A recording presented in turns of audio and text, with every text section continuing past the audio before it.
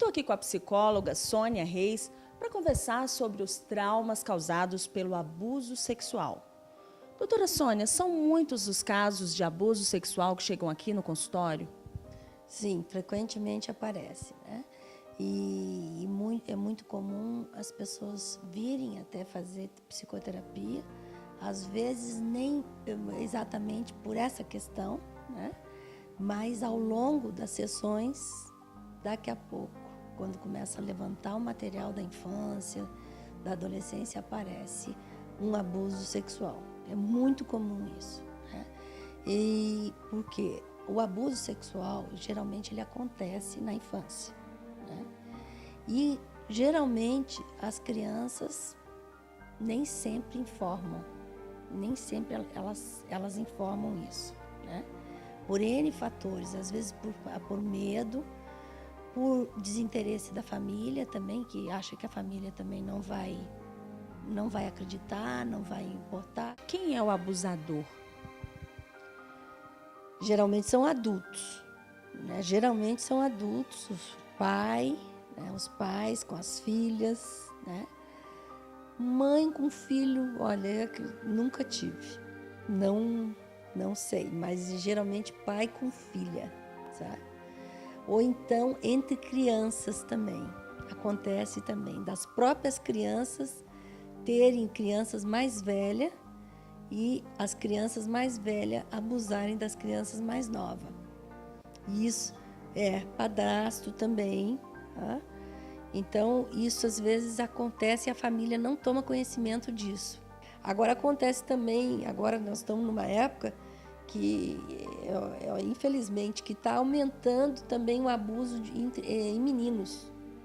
E eu acho que até muito. Se a gente for investigar, está acontecendo muito abuso em crianças do sexo masculino, sabe, que são abusadas pelos parentes, né, que pode ser por um padrasto, pode ser por um primo, pode ser por várias crianças, né, meninos maiores, ou pelo próprio pai. A criança vítima de um abuso sexual, ela costuma apresentar alguns sinais? Ela dá sinal, mas nem sempre é como um sinal de um adulto, assim, claramente, né? Ela dá sinal, às vezes, com choro, irritação, mostrando que não gosta de determinadas pessoas, que não gosta, que fica apavorada, né? Ou então não quer brincar com aquela turminha de amiguinhos, né? Tem algum caso curioso de abuso sexual que a senhora tenha recebido no consultório? Sim, tem. Uma pessoa adulta que começou, ela veio para mim já na fase adulta, né? Mas ela veio não necessariamente para trabalhar essa questão do abuso, para trabalhar o todo, que tinha muitas questões, mas em seguida apareceu. Em seguida, logo nas primeiras sessões, apareceu porque estava muito assim, sabe? Ela estava vomitando, como diz, né? Mas ela foi abusada pelo pai desde os 5 anos de idade e foi parar aos 12 anos. Entre 10 e 11 anos que ela começou a perceber que aquilo que ela fazia com o pai, que o pai fazia com ela, estava errado, que não era certo, que aquilo era proibido, né, dentro de um sistema. Ela começou a ter uma revolta, um nojo, uma repugnância pelo pai, até que ela conseguiu dizer para ele, dizer que ele não fizesse mais aquilo, que se ele não parasse, que ela ia denunciar ele. Daí ele parou. Mas foi uma pessoa que ficou com muitas sequelas em função disso. Eles ficaram com uma relação mais, vamos dizer, mais social, que ela entendeu também que ele, provavelmente também ele tinha sido abusado, né? E ela entendeu também que ele tinha uma patologia. Então não é mito. Normalmente uma pessoa que é abusada na infância, ela tende a ser um abusador quando adulto? Sim. Em geral acontece. Que traumas o abuso sexual pode trazer a uma criança?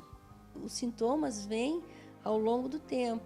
Às vezes a criança fica irritada, fica nervosa, chora com facilidade. Quando for adulto, aparecer dificuldade na relação sexual com o parceiro, dificuldade de orgasmo, né? Dificuldade de entrega, rechaço também com o parceiro, né? Uma série de fatores, dificuldade de contato.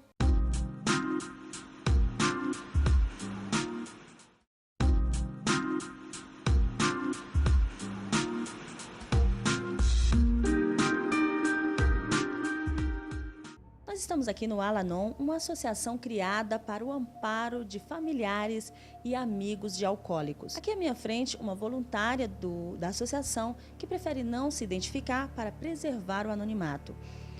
Me diz qual a importância do trabalho feito pela Al-Anon. O Al-Anon é uma associação de parentes e amigos de alcoólicos que se reúnem para compartilhar suas experiências, forças e esperanças, né, em busca de recuperação. No grupo de Al-Anon, nós trabalhamos os nossos problemas, porque nós também adoecemos. Ao lado de um alcoólico, né, seja filho, seja pai, seja irmão, seja tio, amigo, nós também adoecemos, porque nós queremos controlar. Né? Para nós é muito difícil ver uma pessoa se destruir e nós não fazemos nada. Então nós achamos que podemos fazer alguma coisa e não podemos. Como é que foi dentro da sua casa?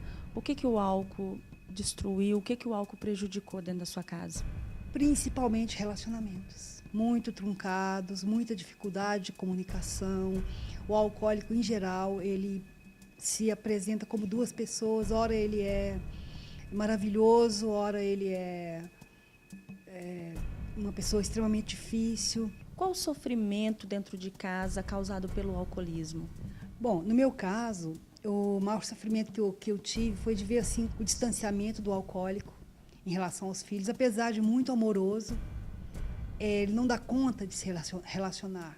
Então tem uma omissão muito grande. Então nós, como familiares, eu como familiar de alcoólico, eu comecei a tomar conta de tudo.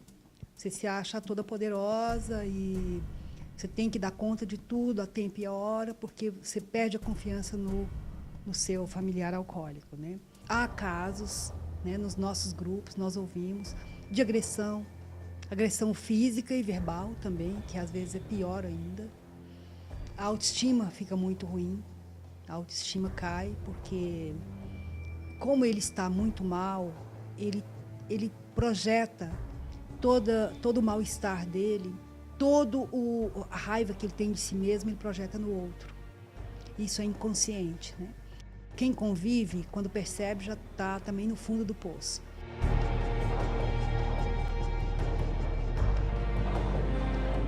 É uma doença da negação. Ele nega, até chegar no fundo do poço e perceber que ele tem um problema, né? O alcoolismo, ele tem cura? Não tem cura. Nós acreditamos que o alcoolismo tem recuperação, assim como também no nosso caso. Nós estamos em recuperação. É um trabalho diário, permanente, efetivo, enquanto a compulsão do alcoólico é pelo álcool, a nossa compulsão é pelo controle. E nós perdemos o controle de nós mesmas. Qual o perfil da maioria das pessoas que procuram o grupo? É o desespero, né? Ou seja, a falta de esperança, a ansiedade, medo, tristeza de ver um lar, às vezes, desmoronando e não poder fazer nada. Agressão física. Tem uma amiga que ela me contou certa vez que o pai atacou a mãe com um rastelo, né? Rastelo de rastelar grama, né? Jardim. E deixou o rosto dela todo ferido, né? E depois ele não se deu conta disso. Você imagina a que ponto chega, né, uma doença como essa, né, num lar, né, onde tem crianças e uma mãe ali dando conta de tudo, enfim. E a questão da hereditariedade? A maioria das pessoas acham assim, que quando tem um familiar o pai é alcoólatra, alcoólico, os filhos têm maior chance de também se tornar um alcoólico?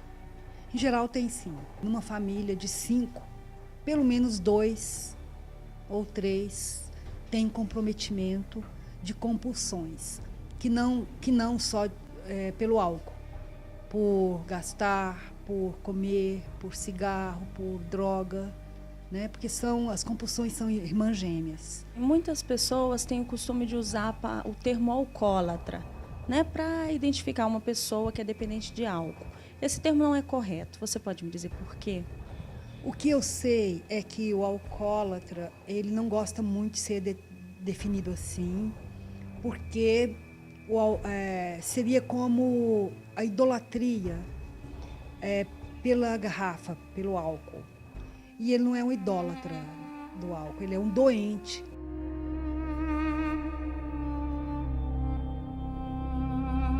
O maior desejo do alcoólico é ser um bebedor normal. Eles tentam de toda maneira, comendo antes, mudando o tipo de bebida e etc, e nada funciona. Então o maior desejo dele é ser um bebedor normal e ele não consegue, né? Porque é uma doença, porque ele é doente.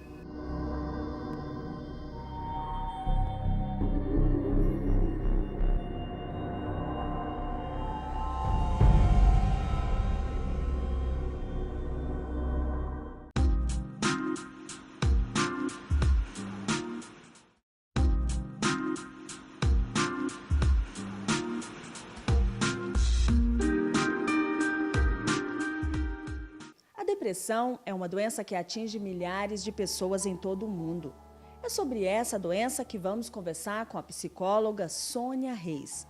Doutora, o que é a depressão? A depressão basicamente se manifesta com alteração de humor, né? As pessoas, muitas, começam a sentir tristeza, né?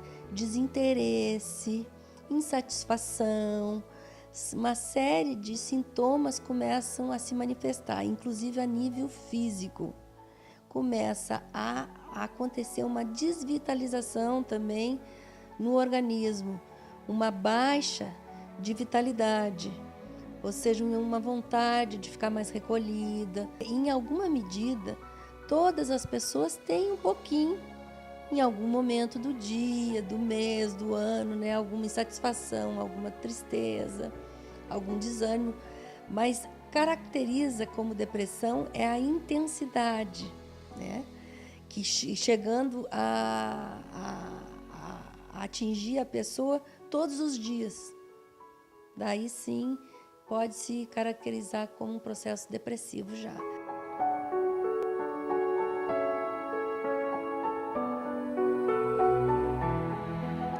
De que forma que a depressão pode afetar a família? A família fica extremamente atingida com uma pessoa deprimida, porque a desvitalização, aquela tristeza, aquele desinteresse começa a atingir todos os membros. Pode atingir os membros ficando insatisfeitos, até com uma certa irritação pela pessoa deprimida, né? Uma irritabilidade, e pode também começar a desenvolver uma tristeza geral dentro da família. Eu sinto muito isso quando eu atendo clientes deprimidos, né? Com histórias de depressão, com sintomas já bem desenvolvidos. Eu começo a atender e começo a sentir no meu corpo, né? No meu humor também, uma baixa de interesse, começo a me sentir desvitalizada. Quais são os casos mais comuns de depressão que chegam aqui ao consultório? Os casos mais comuns de depressão, em geral, é por insatisfação de trabalho, sabe? Da pessoa não se sentir realizada, né? Também relações amorosas, geralmente pode desenvolver processos depressivos com perdas, né? e perdas também de parentes, tem uma variação aí, às vezes perda, lutos, né, bem significativos pode desenvolver. E também assim famílias que tenham muito conflito, né? Nós temos as depressões que pode começar na infância, por conta do núcleo familiar ser muito doente. Como é que é o tratamento da doença? Não é só a psicoterapia que vai curar a depressão. Não é só a medicação. É todo um sistema que nós vivemos que está envolvido, né? Nós temos que olhar esse sistema onde a gente está instalado, onde a humanidade está vivendo, que é o trabalho, que é a família, que é as redes sociais. Nós temos que olhar todos esses setores têm que ser olhado e tratado, porque o deprimido ele é uma vítima de todo esse sistema também, que é enfermo, que está doente. Nós somos hoje uma sociedade doente, uma civilização doente.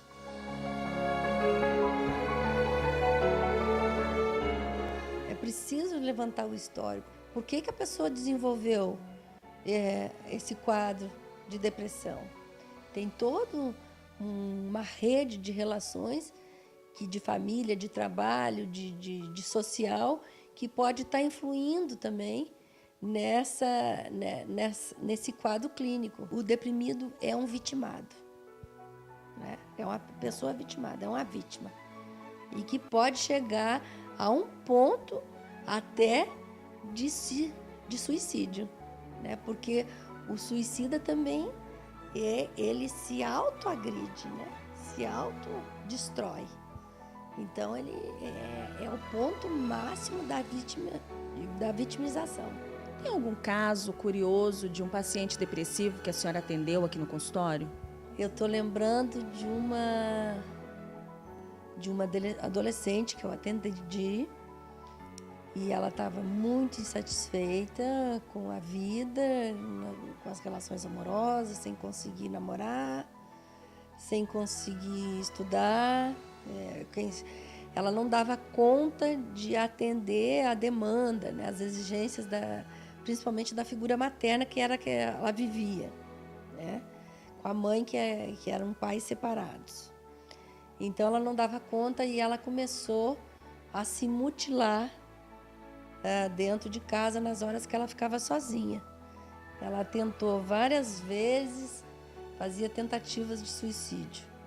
Ela começou como se estivesse brincando com a questão de se matar.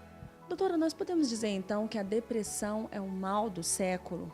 Sim, é o mal do século. Infelizmente, nós estamos com esse sintoma instalado, impregnado na nossa civilização, que está tomando todas as redes, né, de trabalho, de família, enfim, as redes sociais, de amigos, e que nós precisamos fazer alguma coisa para mudar.